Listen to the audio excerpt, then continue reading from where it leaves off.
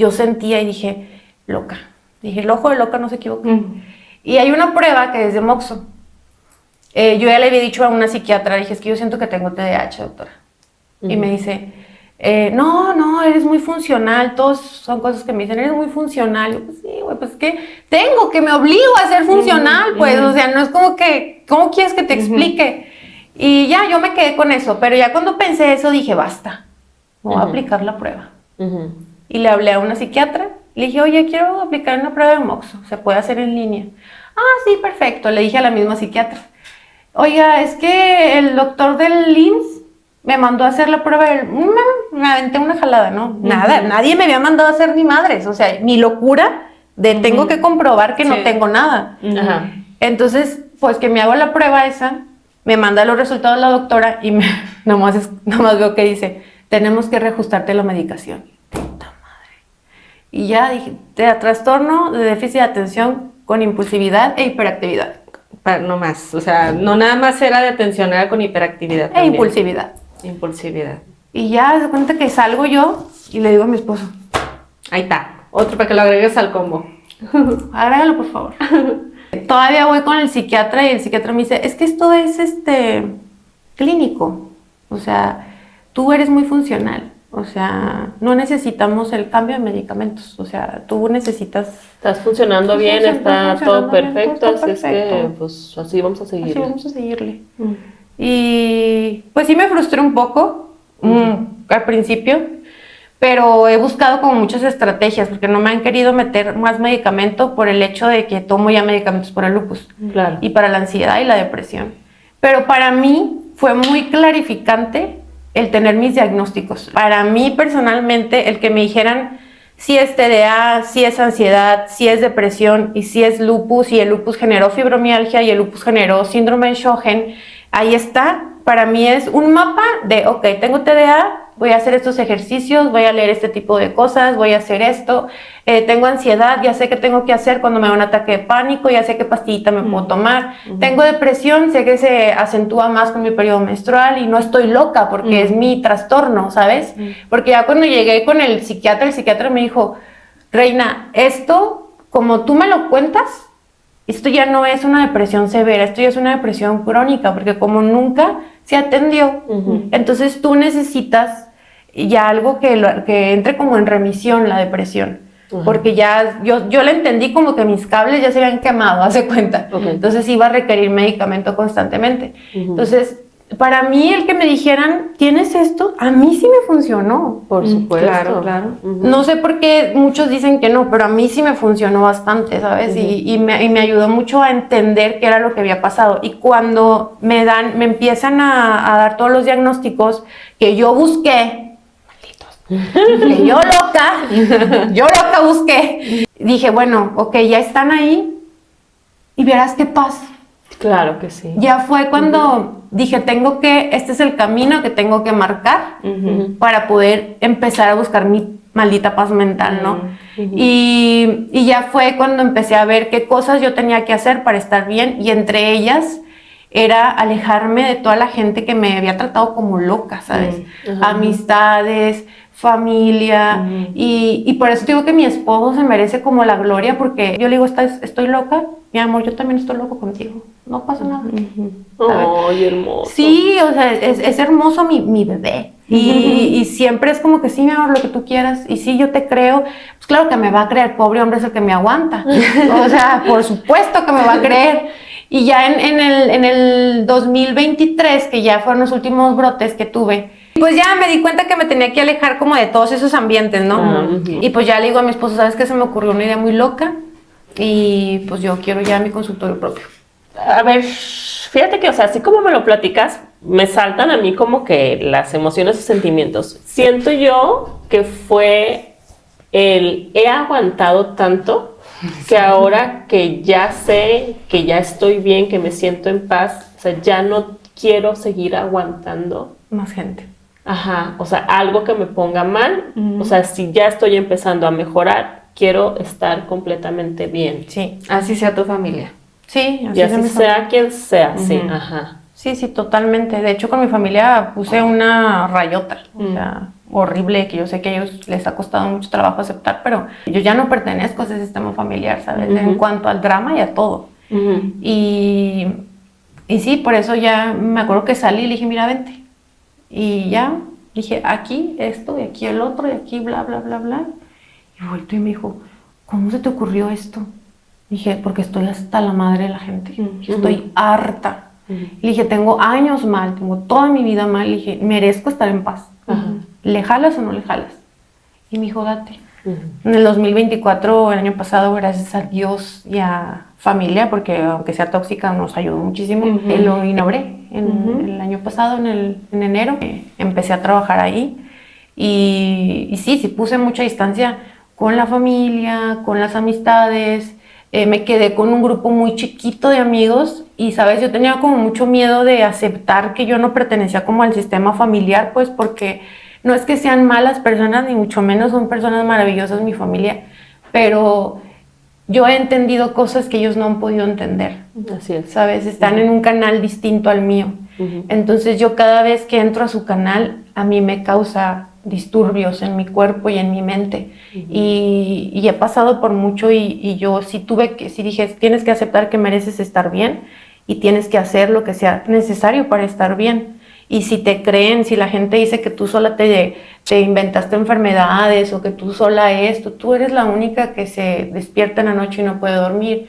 Tú eres la única que tiene pesadillas, tú eres la única que recuerda los abusos, a ti te dolieron los chingados que te dio tu mamá, tú fuiste la que anduvo caminando en la escuela batallando para los libros, eres tú, nadie más, solo tú.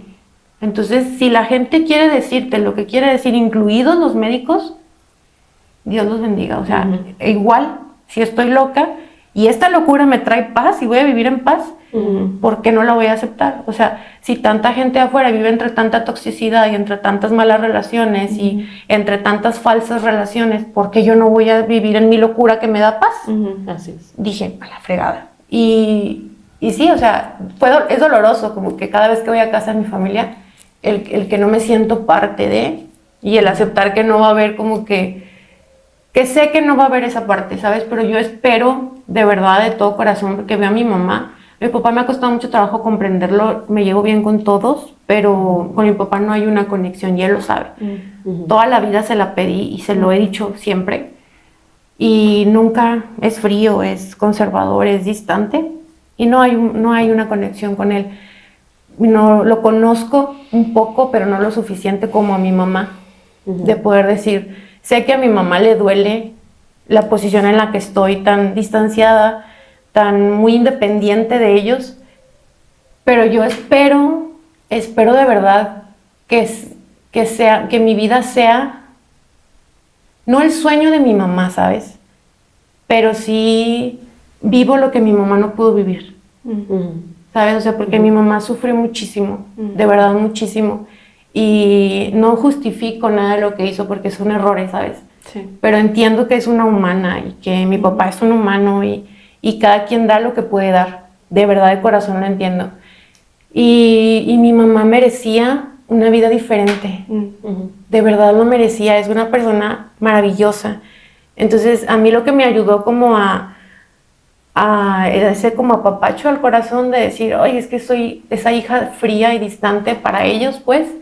Es decir, estoy viviendo una vida que a lo mejor mi mamá en otra vida pudiera tener, o sea, donde se libere de patrones, en donde haga lo que realmente quiere sin importar lo que la gente le diga, que elija la pareja que realmente la va a hacer sumamente feliz, que la comprenda, que no la juzgue de loca, que pueda tener la economía que tuve yo para poder atender su cuerpo y sus necesidades y me hubiera gustado mucho que mi mamá pudiera salir adelante de otra forma, que salió adelante, es una mujer superada, pero al 100, ¿sabes? Que hubiera estudiado, que hubiera hecho, y digo, ojalá y mi mamá entienda como esa parte de mí, que yo hice lo que en su momento ya tenía que hacer y que tal vez ella no lo pudo vivir, pues, pero no lo vivo por ella porque sé que no se puede, pero espero y sea como, bueno, yo no lo pude hacer, pero tú sí lo estás haciendo. Sí, como el sanar.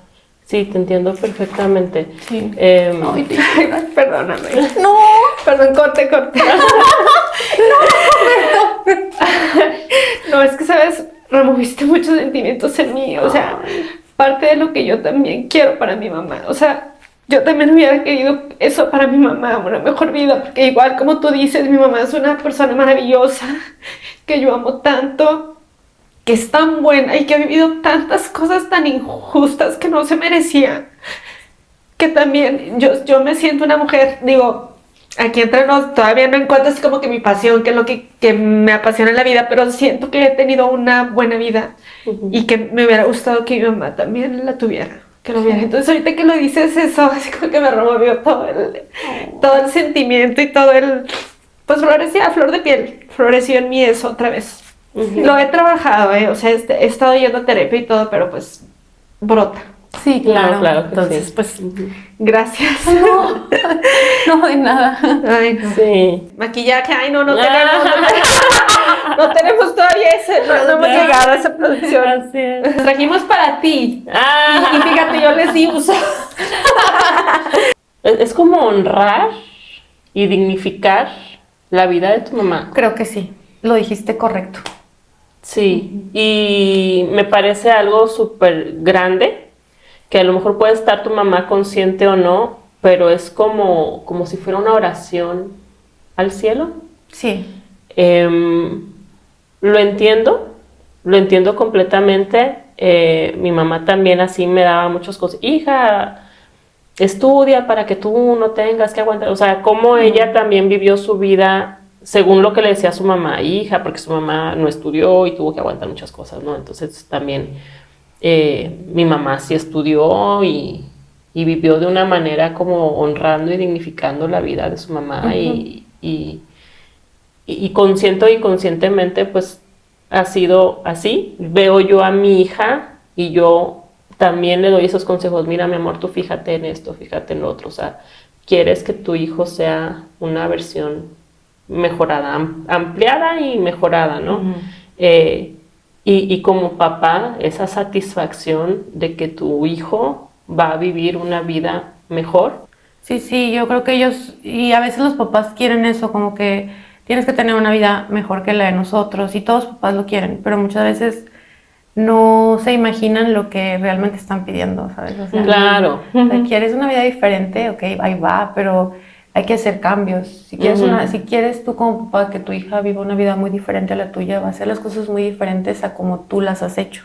Por supuesto. Y esa es la parte en donde a veces los papás como que no son conscientes. Y cuesta Y aceptarlo. cuesta aceptarlo. Por supuesto. Cuesta aceptarlo porque mi papá sí me dice mucho como, hija, los valores y las veces que he discutido con mi papá es como que tus valores son diferentes a los míos, es que tú es algo que no entiendes, o sea, para ti los valores significan algo, para mí los valores significan otra cosa. Sí soy una mujer con valores, pero no son los valores que tú tienes.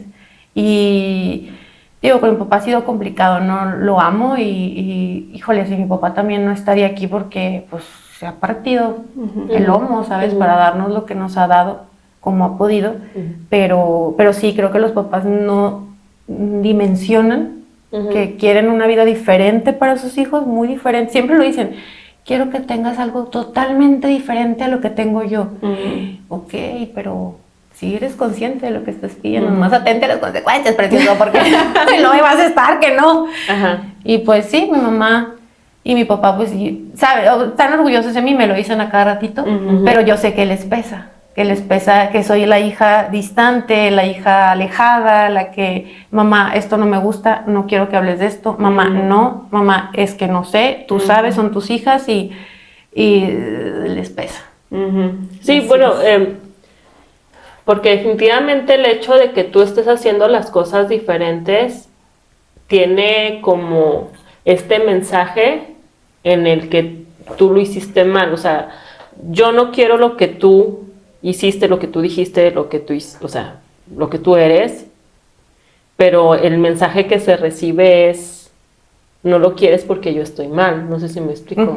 Entonces, eso es lo que, caray, o sea, sí. Mi hija me está diciendo que todo, y eso es lo que tú conoces, a lo mejor no tiene nada que ver, pero Una vez le preguntan a Ricky Martin de que, oye, ¿te hubiera gustado tener otra vida? Y él dice, bueno, es que esta es la única vida que yo conozco.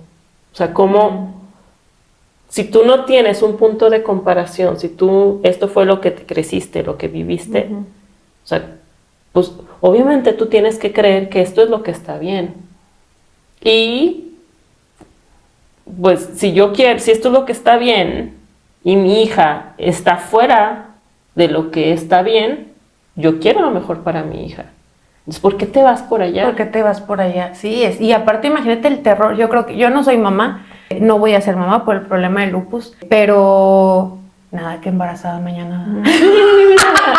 Pero bueno, o sea, ahorita por cuestiones médicas no puedo tener bebés. No es que no puedas, sino que más bien dicho, la decisión es no. La decisión es no, pero biológicamente sí eres capaz de tener bebés. Sí, biológicamente sí corro un riesgo muy grave, o sea, porque en uno de los análisis salió doblemente como positivo, o sea, no puedo explicarlo porque esos son términos médicos, pero salió un riesgo muy alto de que el bebé nazca con lupus, que yo me muera, que el bebé es un show, entonces... no debo tener hijos. Sí, entonces... Sí puedo, pero no debo. Pero no debo, y elegimos no hasta el momento. Es una decisión y siempre decimos yo y mi esposo como de nosotros nos vamos a cuidar para cuidarte a ti y te digo, o sea, esa decisión que mi esposo haya elegido quedarse conmigo a pesar de que no podía ser mamá, de verdad no es por santificar al santo de mi esposo.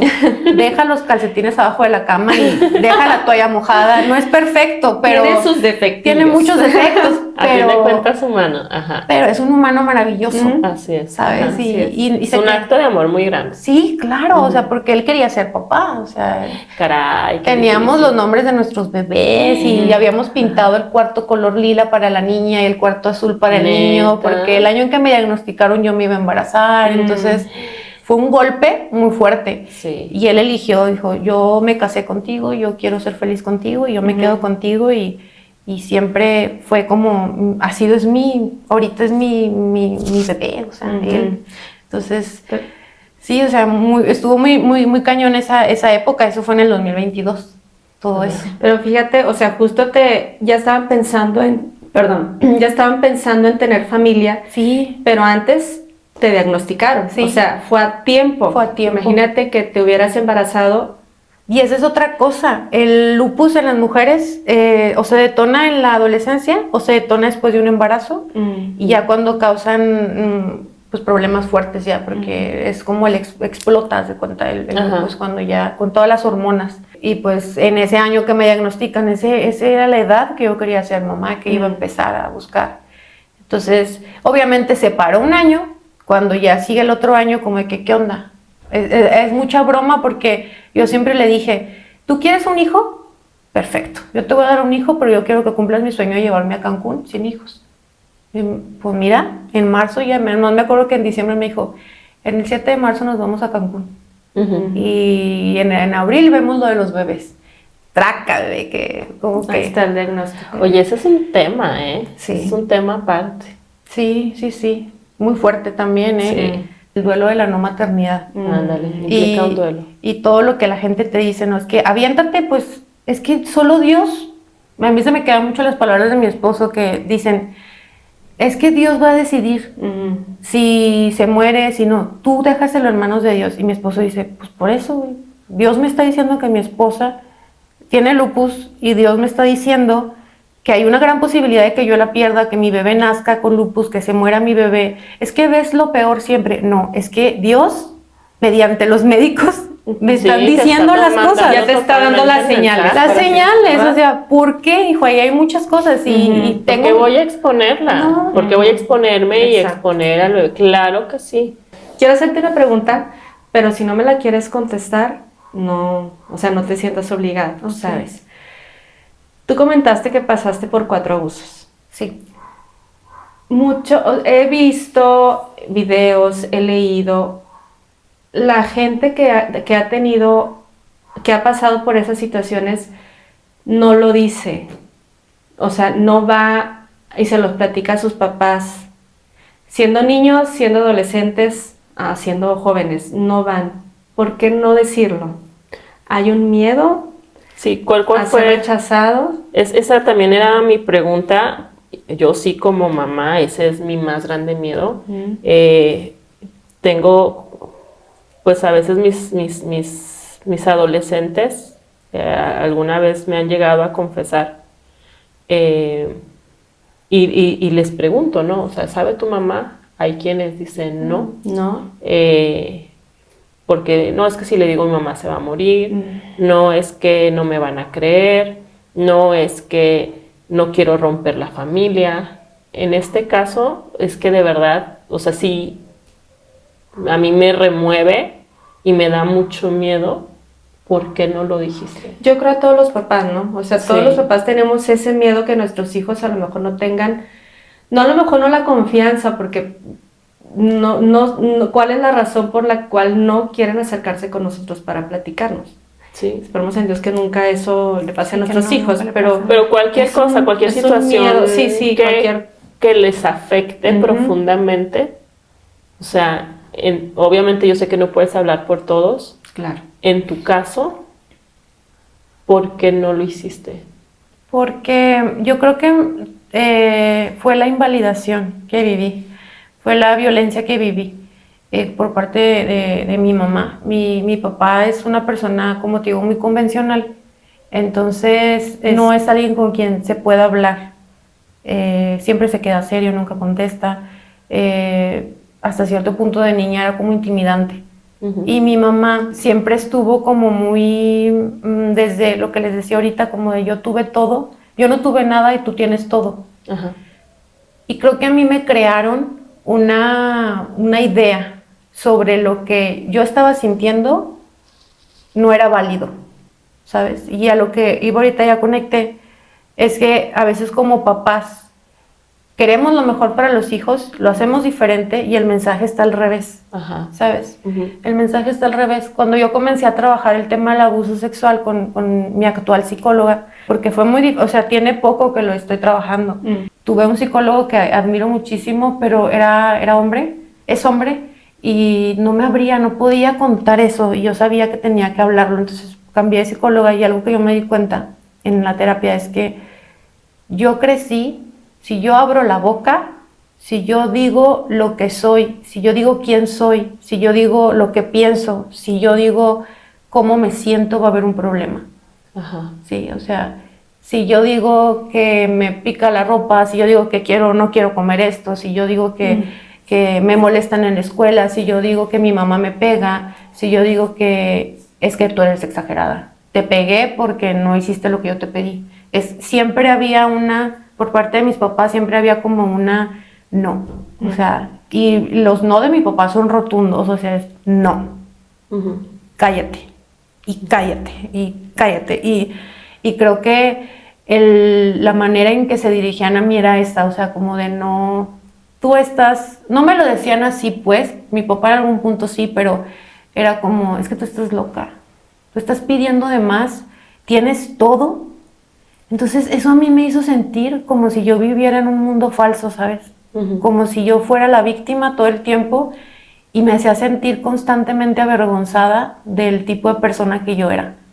O sea, porque yo decía, como mi mamá me pegaba, recuerdo que mi mamá utilizaba como unas varillas y ella siempre me dijo que no me pegaba recio. Fíjate, les voy a contar una historia que yo creo que va como... explicar a lo que voy, ¿no? Cuando yo entro a la primaria, como les dije, me fue muy mal. Académicamente, mi mamá siempre quiso que me sacara puro 10. Y si no, ahí está la boleta que lo muestra. Sí tenías puro 10. Fíjate, puro 10. Te sacabas un 8 y es que no, y es que no, y es que no. Tienes que estudiar más, y no estudias más, y no estudias más. Y siempre la comparación con mis compañeras que sí sacaban 10, hijas de amigas de mi mamá, ¿sabes? Luego tenía TDAH, yo siempre andaba queriendo montar los árboles, jugando en la tierra, con las calcetas sucias, no soy femenina. Ahorita vengo peinado porque me corté el pelo, precioso.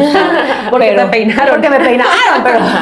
Y siempre mi mamá era como que es que tú, no, mira a las demás niñas, tienes que ser como ellas porque las niñas bonitas, bla, bla, bla, bla. En segundo, era el problema de no tengo 10, no estoy en los cuadros de honor, que no sé si todavía se Sí, usan. todavía. Y me acuerdo que en segundo me dijo, no pasaste el segundo. No pasaste el segundo.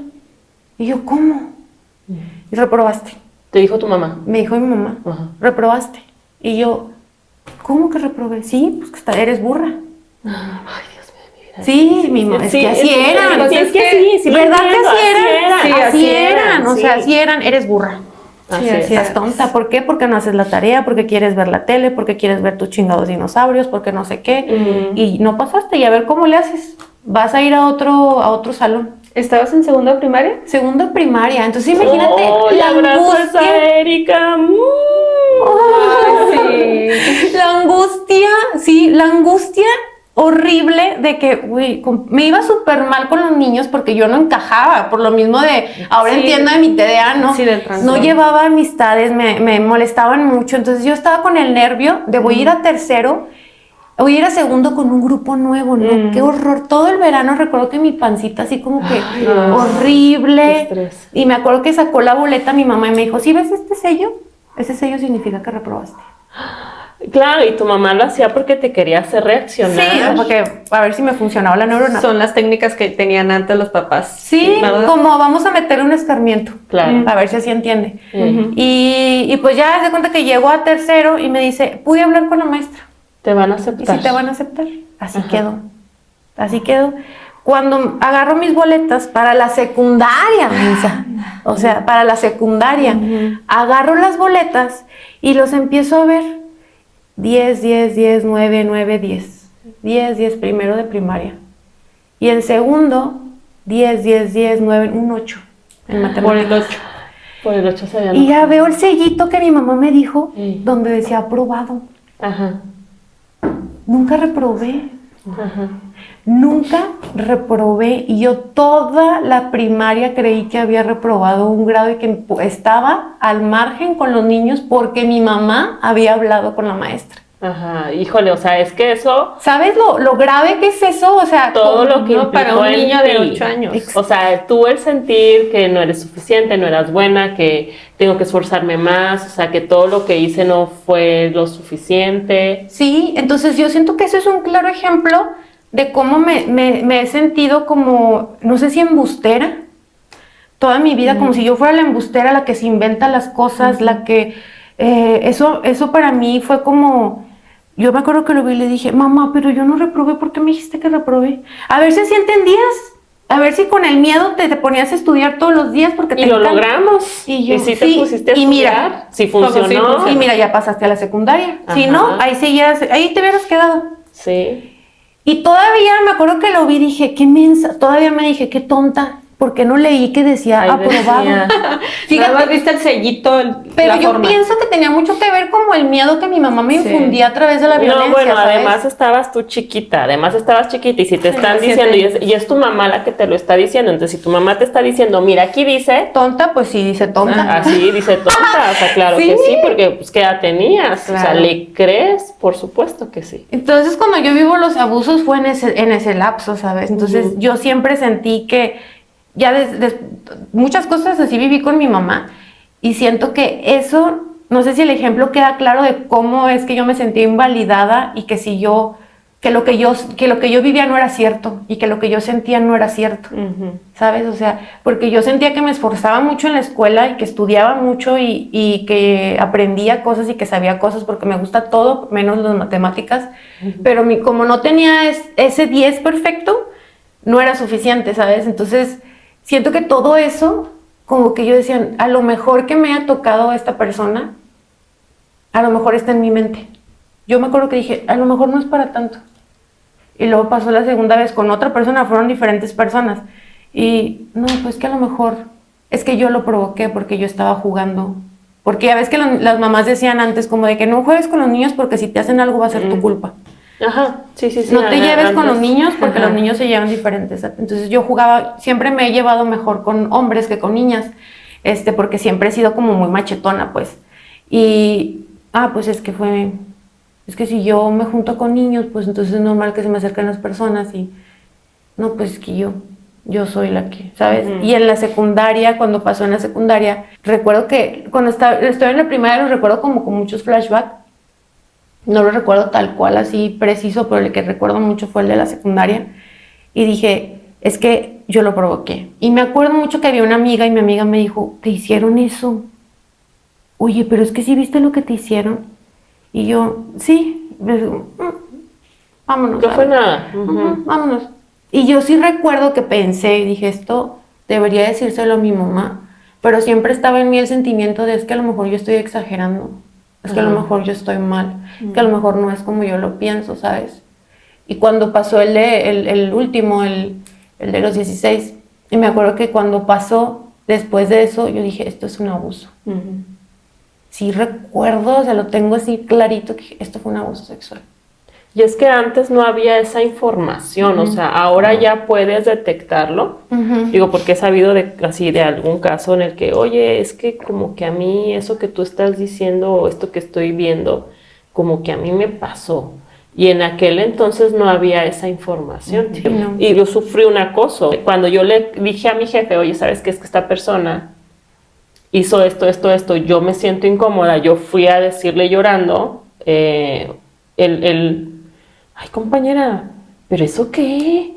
O sea, no te hizo nada, ni que te hubiera tocado. Si te hubiera tocado un pecho o te hubiera dado una nalgada, me hubieras dicho, pero ¿esto qué? Eso no es nada. Entonces no había, que ahorita ya que veo atrás, digo yo, es que eso fue acoso y eso estuvo mal. Claro. Que yo sabía que estaba mal, pero ni siquiera había una palabra para poder ponerlo. decirlo, ¿no? Y a esa edad tan chiquita y pues sin la información y claro que sí, no se hablaba de esos temas y era también hasta cierto punto, como tú lo dices, algo normalizado, ¿no? No, y aparte como yo estaba en mi era rebelde, era como que yo lo provoqué. Tú lo porque provocaste. no me quedé en la casa, no le hice caso a mi mamá, no le hice caso a mi papá. Entonces yo creo que muchas de las veces del por qué no decimos que fuimos abusadas depende del contexto de la familia y de cómo los papás le dan los mensajes a los hijos. Porque tal vez hay un mensaje como de, a mí siempre me dijeron, si te hacen algo, dinos.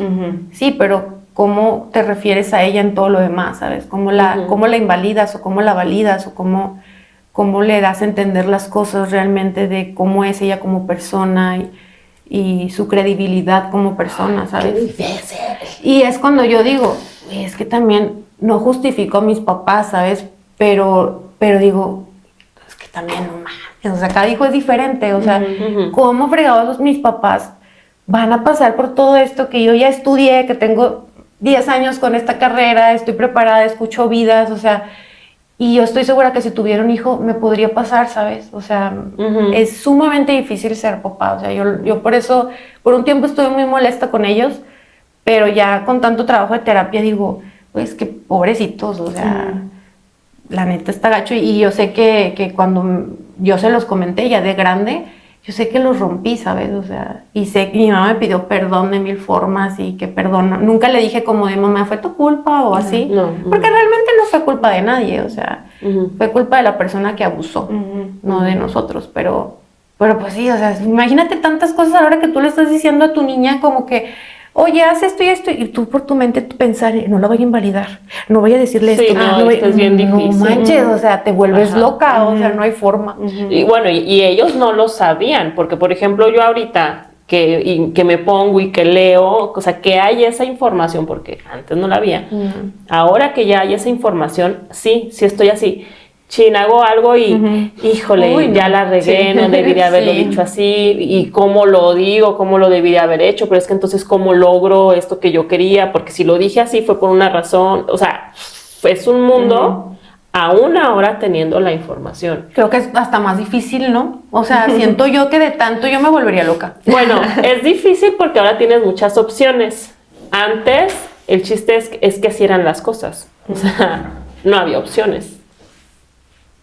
No, bien o mal, pues eso era lo que se hacía. Sí, y ahora lo podemos arreglar, o sea, de alguna forma.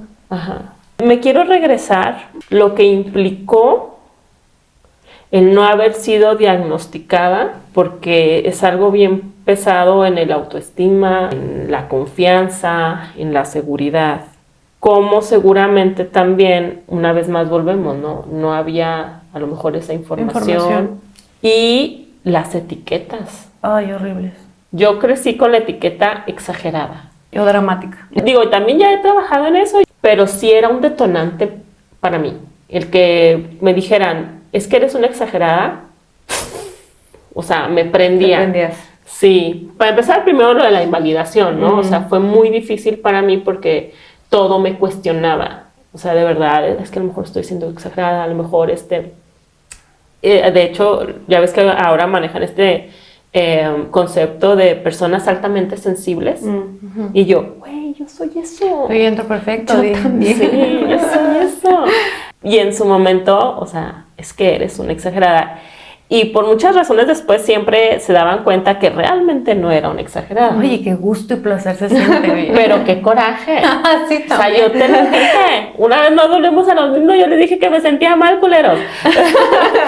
O sea, te lo juro. Bueno, ahorita muchos ejemplos que no vienen al caso porque no se trata de mí. No, eso, fíjate, yo he visto videos, ahora que todo lo podemos encontrar en la red. Por ejemplo, sigo una mujer que es autista. Dice que ella, pues, ya que fue diagnosticada ya de adulta, fue así como que se tranquilizó, como que encontró su paz, y en los comentarios les dicen, pero ¿por qué? O sea, ¿qué te hace diferente saber ponerte ya el título eres autista? ¿Quieres te hace llamar la diferente? atención con Sí, eso? exacto. ¿Por qué te sentiste mejor? Pues si ya sí viviste toda tu vida y ya sí lo resolviste, ¿por qué ya teniendo un diagnóstico tú ya te sientes bien? Ya, ¿qué es lo que lo hace diferente? Es lo que le pregunta a la demás gente. ¿Es verdad eso? Sí hay una diferencia. Sí, O sea, claro. Tú ya... Es que, ¿sabes qué? Siento que el diagnóstico valida lo que viviste y lo que sentiste. Y recuerdo mucho que la psiquiatra me dijo, cuando yo le dije, es que yo o tengo autismo o tengo TDA. O sea, hay mucho... No, es que tú te ves muy funcional. No sé si fue un error mío o es un error mío que enmascaron muchos síntomas, pero yo pienso que tiene que ver por mi historia en la infancia. O sea, y a veces para explicarlo sí tengo que decir lo que me pasó, ¿sabes? Sí tengo que decir el abuso, sí tengo que decir la violencia que hubo de mi mamá, no para joder a mi mamá o a las personas que me lastimaron, sino porque es que eso me invalidó, es que eso creó en mí que soy exagerada, es que eso en mí, y entonces, ¿qué tuve que hacer yo? Sobrevivir, güey. Yo tuve que sobrevivir y todo lo que yo sentía lo tuve que enmascarar, sí, o sea, nadie entendió que después del TDAH yo tuve problemas con la ansiedad, ese TDAH me provocó ansiedad y esa ansiedad me provocó depresión, y mi rebeldía era eso, y entonces la gente me hizo creer que yo era rebelde, pero en realidad lo que y ya me quitaron los recursos. Ingéniatelas como tú puedas. Entonces la loca soy yo y échale ganas y trabaja y estudia y trabaja y estudia y trabaja porque ya no te mereces nada, porque ya lo echaste a perder. ¿Sabes cómo? Entonces es como, sí, o sea, ¿cómo me daban ganas de decirle en ese momento a la psiquiatra, a los psiquiatras, no? ¿Cómo me pides que actúe el TDAH si toda la vida me pidieron que no lo actuara? Y que los síntomas que tenían no eran ciertos, que era rebeldía. O sea, ¿cómo? Claro que me cuesta trabajo y que ya no voy a actuar totalmente los síntomas, pero yo vivo adentro de mí. Una vez dije a mi esposo, es que yo quisiera que por un momento estuvieran adentro de mi cabeza para que entendieran todo lo que pasa y todo lo que siente, ¿sabes? O sea, todo lo que vive y mi esposo me decía, Erika, es que es normal, o sea, muchos tenemos muchos pensamientos y es que yo a veces también me siento así y estoy pensando... Yo decía, güey, no, porque si fuera así también estarías medicado. Así de simple, ¿sabes? Y siento que enmascaré tanto los síntomas porque mi vida así me lo forjó, que ya cuando llegué con el psicólogo, con el psiquiatra, ya no había forma y me costó mucho trabajo como expresar cómo me sentía y vieron esta funcionalidad y siempre mis doctores me dicen, es que eres muy inteligente y es algo que les agradezco mucho porque me dan como mucho valor como persona, ¿no? Pero... como que piensan que por eso, o por lo que he logrado, ellos me dicen como, mira, ¿qué has hecho? Una persona con todo eso, un TDA, no lo hubiera logrado. Y yo a veces digo, güey, neta, tengo que ponerme a decirte paso por paso todo lo que me pasó y decir... Entonces, todo eso fueron cosas que yo rebusqué en mí, ¿sabes? O sea, fueron cosas que yo tuve que chutarme en la terapia y entender y conectar todo para decir, güey, es que sí tiene sentido. Necesitarías haber estado en las terapias para decir, pues sí, o sea, toda esa invalidez que viví enmascaró mis síntomas de TDAH y lo sigue enmascarando. O sea, todavía a mí me pasa mucho algo que se ve mucho ahorita en las redes. Yo digo, güey, eso me pasa desde que soy niña. Entras al supermercado, tiene un nombre, pero no me acuerdo cómo es, pero el ruido, el bullicio, ay, güey, o sea, ahorita ya inventaron los audífonos esos que silencian. Amo. Obviamente yo no los uso unos chiquitos. Y hace poco se lo confesé a mi esposo, no voy escuchando música, mi amor. Dije, me tapo porque a veces en el mandado como que el ruido me abruma demasiado. Y eso me pasaba de niña. Yo siempre pedía, mamá, llévame a la Alameda. Y llegó un tiempo en donde mis papás ya no me querían sacar porque decían que cuando llegaba al lugar lloraba. Y ahora ya de grande digo, me acuerdo, digo, sí, güey, lloraba porque el ruido me desesperaba. O sea, yo quería ir, pero estando ahí, era como que yo me abrumaba mucho. Yo ya me quería ir y era llorar y tirarme al piso. Y entonces, ¿qué fue? Eres berrinchuda. Y no sabías explicarlo, siendo una niña. ¿Qué tienes? ¿Cómo explicabas eso? Y me preguntaban, ¿qué tienes? Ya me quiero ir. Pero si estás diciendo que quieres venir, pero ya me quiero ir. Te trajimos aquí. Pues también. Pues berrinchuda. Por traerte y luego llegamos y te damos gusto y estás chillando. Chillando, ya ni la chingas. Esa niña, nadie la entiende. Sí, o sea, siento que mis papás no había nada de eso y vivir con el TDAH sin un diagnóstico. No, olvídate. Fue horrible. Para ti y para ellos. Para ellos. Y para no ellos. Comprenderte, horrible. No entender nada. Porque es temporada que mis papás dicen como de que fue la que no dormía de noche, la que lloraba mucho. Aleli siempre bien calmadita. Maite siempre bien calmadita. Pero esta bien llorona. Y la desesperación como papá también de que haga lo que haga, todo está mal. No logro que esta niña esté bien. Se controle. Sí. Y sobre todo en la adolescencia, como ver que yo me estaba saliendo de control. ¿Te imaginas la desesperación de mis los papás? Claro que sí. Oye, pero es que yo lo que quiero es abrazar a esa Erika. Ay, claro. Ay, sí. No. O sea, a lo mejor lo que te dicen los médicos que ya te lo han dicho, que lo inteligente y todo lo que has logrado, ¿te lo has reconocido tú? Me ha costado mucho trabajo. Yo creo que es algo que responde un poco a tu pregunta. Ahorita que me dijiste del TDAH sin diagnóstico y mis trastornos y toda la locura que cargo, creo que ahorita es en lo que trabajo. Que el validarme todos los días de todo lo que hago, el aprender a estar, algo que pasa mucho es que no sé estar en paz. Me acostumbré a estar en el caos, que cuando estoy en paz me asusto. Inclusive me da como mucha ansiedad. Ya, es que ¿qué es esto? ¿Qué es esto? Sí, no lo vivo. O sea, esto no es conocido, esto está muy desconocido. Sí. ¿Con qué se come?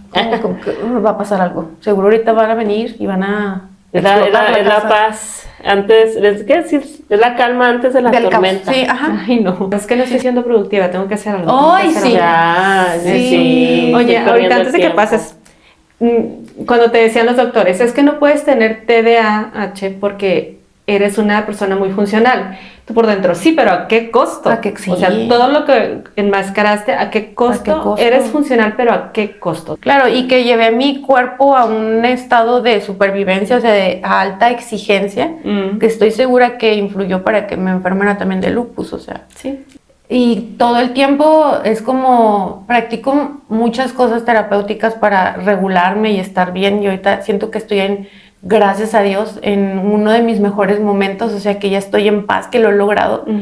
Y a veces hasta como me da miedo decirlo, ¿no? De que lo digo y saliendo aquí voy a chocar y va a pasar algo horrible y otra vez todo va a empezar el caos. Pero sé que es mi mente, pues. Sí, entonces, son los pensamientos catastróficos. Es una lucha constante de aprender a que no, sí pasan cosas malas, pero no te tienen que pasar a ti, y que si pasan es la vida, güey. O sea, no todo el tiempo vas a estar en paz y a veces te va a pasar algo malo y no es tu culpa.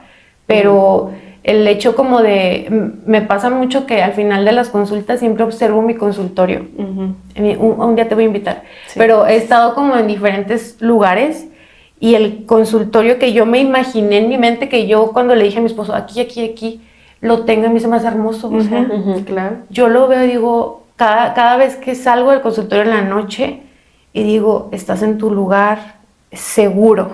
Y me acuerdo de la película esa como de, este es tu lugar seguro, te lo mereces, respira, nadie te está presionando, tu esposo está abajo, vienes con tu perrita, una perrita de Kylie, que siempre digo que es perrita de apoyo emocional para los pacientes, pero esa perrita es mía, o sea, ella me eligió como su mamá, siento yo, y ella me dice cuando ya se terminó la sesión y me saca, o sea, cuando digo que me saca me saca, porque si no le hago caso y me paro y le hago lo que ella quiere, o sea, la saco de todo el consultorio, se sube y empieza a morder y empieza a deshacer cosas. Entonces, mis pacientes como que no entienden la dimensión de mis perros, pero por ejemplo, Bruce una vez me salvó de un ataque de pánico que casi me mato yo sola.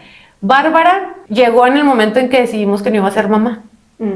Entonces, Barbie llegó cachorrita, me la regaló mi esposo, y haz de cuenta que yo me acuerdo que me dormía con ella chiquitita, y yo la abrazaba, y ya ves que lloran los cachorritos hermosos y huelen delicioso. Entonces ella sanó mi corazón de mamá, ¿sabes? Bruce en aquella vez llegué en un ataque de pánico horrible, me tomé unas pastillas, disocié, y yo recuerdo que me tomé una, pero en realidad me tomé más de una, fueron como aproximadamente 10 pastillas. Disocié, me explicó el psiquiatra que es como un mecanismo que tiene el cerebro, y yo borré cassette. Yo borré cassette y yo pensé en mi mente que me había tomado 2, pero en realidad cuando llegó mi esposo me había tomado 10. Y mi perro tenía las otras pastillas, las otras que me pude haber tomado, abajo de su pancita. Así como que encima de ella, ¿no? Para sí, que las no se escondió. las Toda arañada donde Bruce me estaba jalando. Ay, no. Y Kylie igual, o sea, Kylie llegó ya cuando ya estaba totalmente decidido el tema de los bebés. Yo vi a Bárbara cómo tuvo sus bebés, se le movían en su pancita. Entonces, sé que no es un embarazo real de humano, pero siento como que nos regaló el ver. Ese proceso de cómo... Es un bebé, cachorro. Ay, sí. Creo que el trabajar constantemente en mí y como reafirmarme, validarme, es algo de diario, y esa perrita me ayuda a hacerlo. Realmente. Por eso siempre está ahí conmigo. Son unos angelitos. Sí. Y yo siempre tenía esa duda, ¿los psicólogos irán al psicólogo? Claro. Con todo lo que escuchan. Yo siento que yo no podría ser psicóloga porque me pongo a llorar ahí junto con el paciente, entonces yo los admiro mucho. Sí se tiene que tener la vocación así para ser psicólogo, tocan. porque Sí me ha tocado pacientes que se van y digo, a llorar, porque está pesado.